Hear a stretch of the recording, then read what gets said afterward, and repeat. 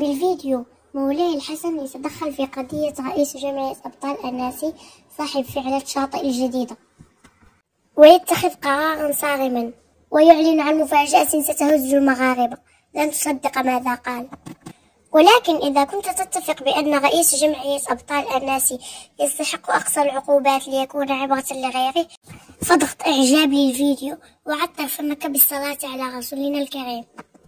هز فيديو التقطته شابتين مغربيتين في شاطئ الجديدة الرأي العام للمغرب، حيث ظهر شخص وهو يقوم بأفعال لا أخلاقية لطفل أمام الملأ، وألقي القبض عليه متلبسا ليتضح لاحقا أنه رئيس لجمعية رياضية في منطقة أناسي. وهزت هذه القضية الرأي العام بالمغرب، حيث طلب المواطنون من جلالة الملك التدخل وإلقاء أقصى العقوبات على هذا الوحش هنا عبرة لغيره.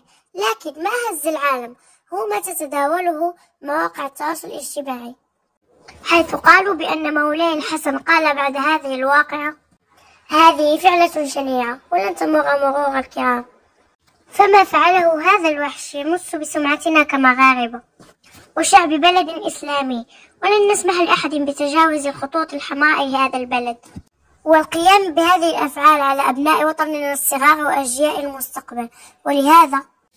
ولهذا أنا أطمئن جميع المغاربة بأن هذا الوحش سينال الجزاء الذي يستحقه، والعقوبة ستكون صارمة ليكون عبرة لغيره، وحق هؤلاء الصغار لن يضيع أبدا.